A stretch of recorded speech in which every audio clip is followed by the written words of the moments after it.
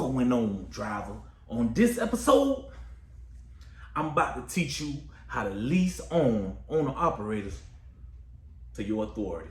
Stay tuned.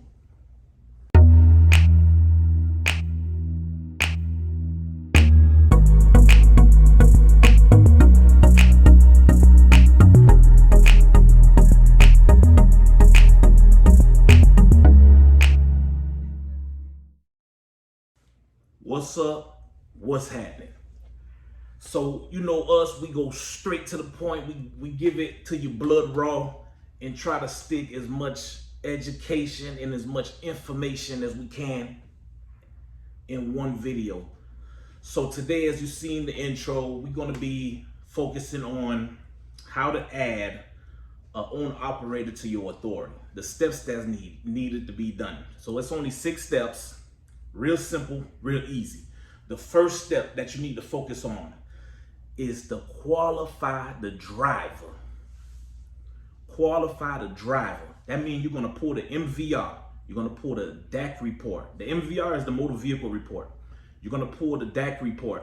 And then you're going to check the CDL, and you're going to make sure that the CDL is active. Second step that you're going to take, you're going to find out what truck and trailer combination the owner operator has. You want to know, is this a hot shot? The maximum capacity? You want to know the axle spacing? You want to know, can it pass a DOT inspection? You want to know if it's reefer. You want to know if it's dry van. You want to know if it's step deck, if it's flatbed, if it's RGN. You want to know exactly what it is, so you could know if you can take on this responsibility, because there's certain trucks that's very difficult to dispatch. And if you don't know nothing about it, I wouldn't say to play with a person's livelihood in that way. You know, if you can't do it, let it go, driver. Point blank. So anyway, you check out the truck and the trailer combination that the owner operator has, and then you figure out how can you help, and if you can indeed help, and that's a plus for you and the owner operator. The third step you want to take, you want to add this driver to your commercial insurance. This way, you're going to already have the CDL because you pulled the MVR. You're going to have the truck information because that's the second step. So the third step is you adding this driver to your commercial insurance. This is how you're going to find out how much is going to be the monthly payment for this particular driver, and how much is the down payment for this particular driver, and how much you're going to charge the driver per month in order to meet that monthly payment every month. Step 4, you want to do an agreement. The agreement, let's say you do a split where you get 25% and the driver takes the rest. You understand what I'm saying? So the driver gets 75% and you get 25%, or however y'all work out y'all agreement.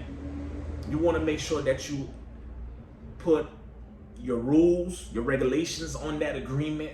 You want the driver to follow the ELD. You know, you make sure that you add how many times you have to speak to this driver, and that determines if you terminate him or not. You want to put that all in that agreement, send it over to that driver, have him sign it, and then send it back to you. Number 5, driver. Number 5, you want to make sure that you do a pre-drug screening on the driver. I think I should have put number 5 at number 3.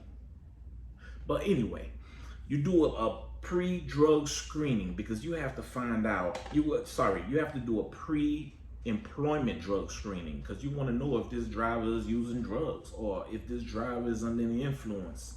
You know, because you don't want that driver driving under your authority, because your authority is your livelihood. Can't nobody play with that driver. So you want to get them enrolled in the drug consortium under your business. That way he could do his random drug testing and all that, you know.